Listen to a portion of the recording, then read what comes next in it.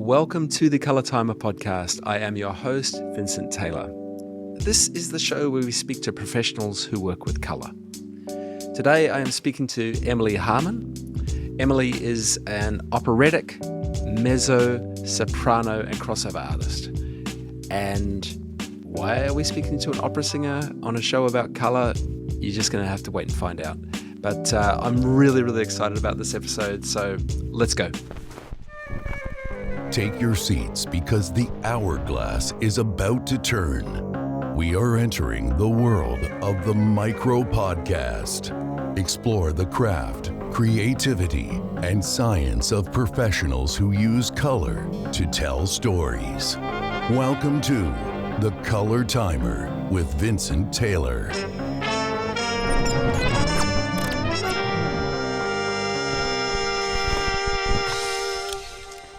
Emily, hi, thank you for joining me. Hi, thanks for having me, Vincent. It's so good to be here. Absolutely. Yeah, it's great. It's great to catch up.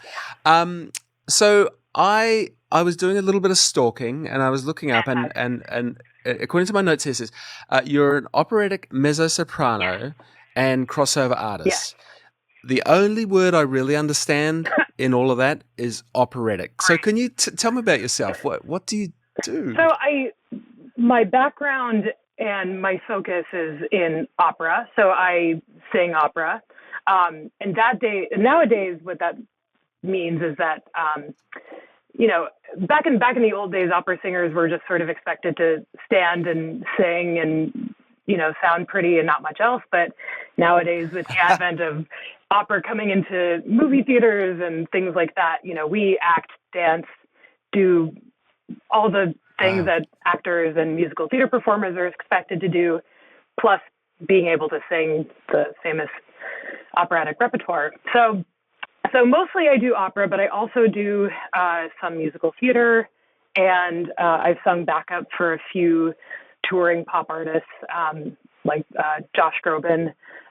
Last year I sang with Natalie Merchant and also Sarah Brightman one time. And I focus on opera, but I love the arts in all their forms, and I try to have as full of an experience as possible and do as much as I can. Yeah. Is that when you write you're a crossover artist? Mm-hmm. Is that what that means? Basically, crossover artists, that usually means people who don't just stick to one genre. So people like I would say somebody like Audra McDonald. She does film and TV, but she also does musical theater, and or someone like Kelly O'Hara she got famous doing Broadway, but she was recently in The Hours at the Metropolitan Opera. So crossover artists tend to dabble in a lot of things, and that's what I try to do because I just can't stick to one. I get bored. And then you've got something coming up in September. You want to tell me about that? Sure. In September, I'm playing a character named Little Buttercup in the operetta HMS Pinafore by Gilbert and Sullivan. Yep. Who, interestingly, she's actually an older woman who's she sells food and items and things to sailors who are coming into port, and she's a bit of an eccentric character, and she's the comedic. I mean, it's a funny show, but she's kind of the comedic relief of the thing, and she's got a little bit of a secret. So I'm really looking forward to that. Yeah. So it's an operetta. So it's light opera. There's dialogue, but there's also music that's inspired by the great operatic repertoire of the 19th century. So really looking forward to it. Yeah. And you, so where is that going to be playing, and how long does it play for? It's actually just a very short contract. So that's going to be at Winter Opera St. Louis in St. Louis, Missouri, and it's just for one weekend. It's November 8th and 10th. Right. Right. Yeah. So that's the next thing coming up, and then I'm hoping to have a couple potential concerts in the works, I'm supposed to be doing Handel's Messiah in Christmas time. It's a big season for that. And then I'm hoping to do a Beethoven 9 in the spring, the famous Ode to Troy. My gosh. Yeah.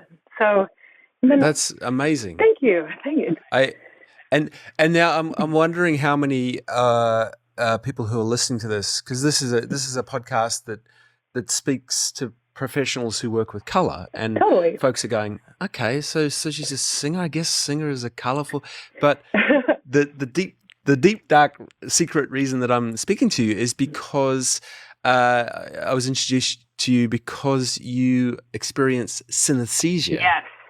Yes. Yes, and then I have for those just to show you that I do my research. Here's my little, those who don't know what it is. I actually, my very first guest in my last season, Rory Gordon, who's a colorist like me, she has an element of synesthesia as well. So that's the first time I'd never heard of the word before. Sure. But for those of you who don't know, I'm just going to read this straight off the text. Synesthesia is when your brain routes sensory information through multiple unrelated senses. Yes. So you can experience more than one sense simultaneously. So you have this gift of synesthesia. Tell me all about it. I'm so curious. So to my knowledge, synesthesia can occur in, it can be colors and tastes, or colors and letters, or something like that. For me, my experience with synesthesia is that I tend to experience colors when I hear music or when I sing music. And it's actually not that uncommon with other classical musicians or musicians in general. And in fact, when I was 18, I was in music school in Boston. Harvard was conducting a study of musicians who have perfect pitch, which is when you can hear a note and identify what the note is, or you hear a song and, oh, that's in G major or whatever. And they were doing a study linking people with perfect pitch and synesthesia. And I also have perfect pitch.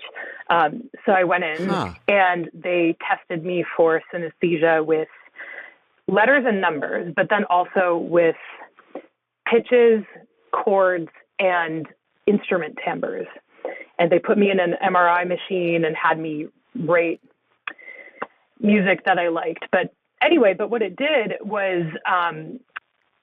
what we would do is, for example, they would play a C major chord, and on the computer there would be a color wheel, and I would take a color dropper and put it approximately at what color I identify with C major or G major or whatever. Wow. And depending on how consistent your answers are, that grades with what level, how strong your synesthesia is, basically. Got it. And so for me, with my synesthesia, I tend to see in color schemes.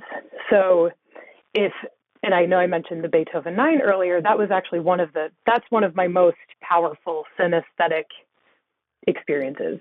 And it's obviously one of the most famous pieces in the world. And one of the reasons it's still so special to me is because every time I hear it, my brain conjures this image of like blues and greens and golds just sort of exploding like kind of amorphous fireworks in my mind's eye. Wow. And that is awesome. So in addition to the beautiful music, it's also seeing this kind of color play happening in my mind's eye. And that happens a lot for other pieces of music too, with different colors, or the colors might be different saturations or textures or combinations, but that tends to be what it's like for me. Yeah, like schemes that. And so those colors, you see them in your mind. So you don't need to close your eyes. Or do you close your eyes, or I don't need to. It's different from. I can't say I've ever hallucinated anything, but I imagine if someone. It's not like you're staring at I'm looking at you now and suddenly I can't see you because there are colors literally in my vision. It's more like if somebody tells you to imagine your favorite color and you say, okay, my favorite color is like forest green, and you think of things that are all in that family of forest green.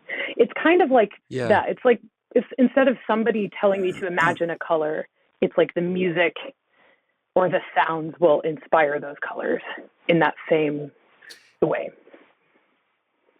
I mean, it sounds, no pun intended, but it sounds really beautiful. But is it beautiful or is it overwhelming? I wouldn't say, I don't know if it's overwhelming because it's something that I've experienced my whole life before I even knew what it was. And it is really beautiful. And I actually think it enhances my enjoyment of music because even if I'm sitting, whether I have my eyes open or closed, there's something else going on. There's in my vision, which is, this display of colors that's happening. And it's like I have other friends who have synesthesia as well, and we'll sometimes argue about, oh, well, I see F major is green, and somebody will say, oh, no, it's definitely brown. And, it's a fun, so it's also not the same for That everybody. is sensational. Yeah. That is amazing. Those arguments do tend to happen pretty frequently, which is hilarious to me.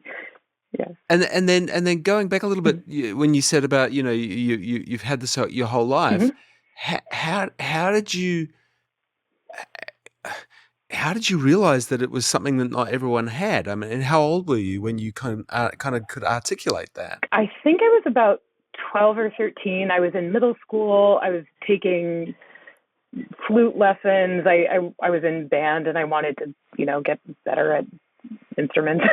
And my teacher was a jazz musician, and so he has a whole incredible skill set that's also, closely linked. And he was the one who first asked if I had perfect pitch. And so he tested me for it. And that's also, it's pretty rare in general, but with musicians, it's not super uncommon. And after that, he tested me for that by plunking some notes on the piano and maybe guess. And then after we concluded I had perfect pitch, he said, do you see colors when you and that was the first argument I had about the synesthesia. We were playing a duet that was in A major, and he said, what color is this to you? And I said, oh, this is, pastel pink and magenta. And he said, ew, which I will not stand for the, pink shaming.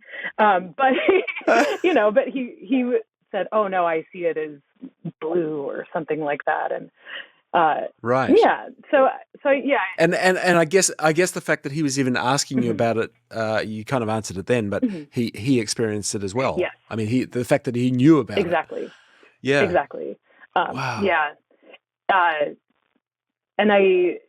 So I think that was the first time I became aware of it, but I didn't realize it wasn't that common, I thought it was just something that everybody had. So when we were first talking about it, and I think also because it was natural for him and a lot of other, kids I was in band with, it didn't seem like a particularly unique thing and at the time. But the more I've talked to other people, it seems like it's somewhat unique, and it's something that it's an experience I really cherish, I think, because I could so very easily not have it. And I can't imagine what listening to music or performing music would be like without having that experience. Yeah. And so is there always a consistency with it, like a G major? Is it always the same color?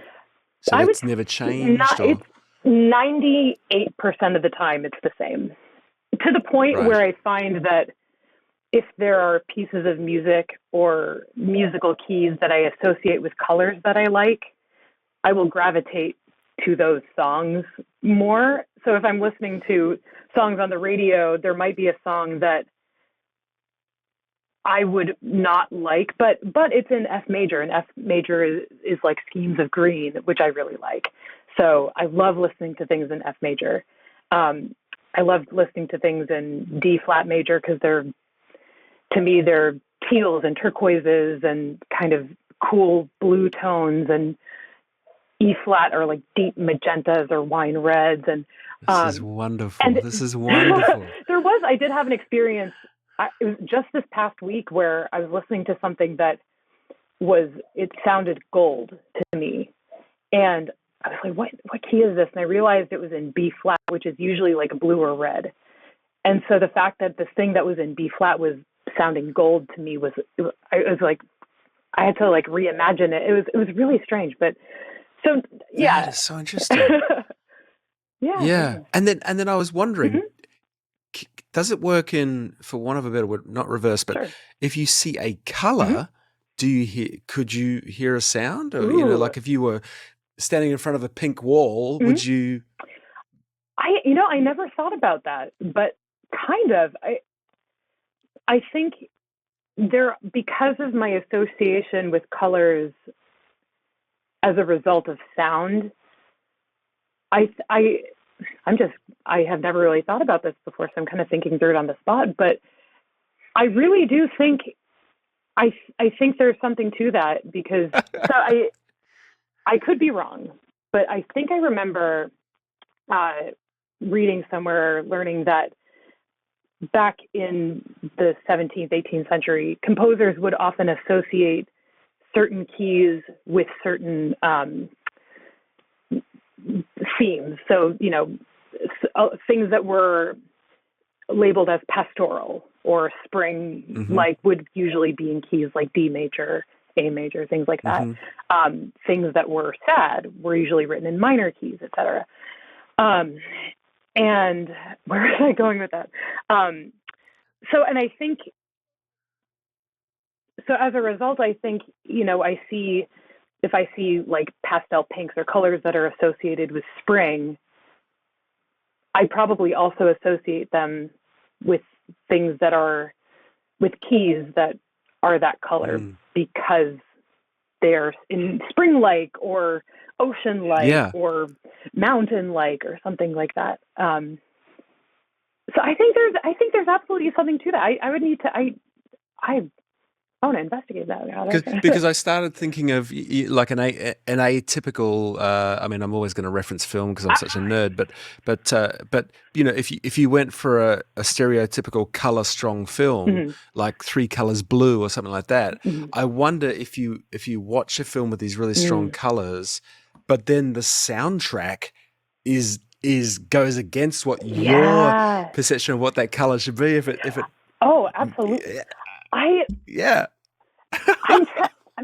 feel like I've had an experience like that. I will say, I love old Hollywood, and I love, the old black and white movies. I love Casablanca and things like that.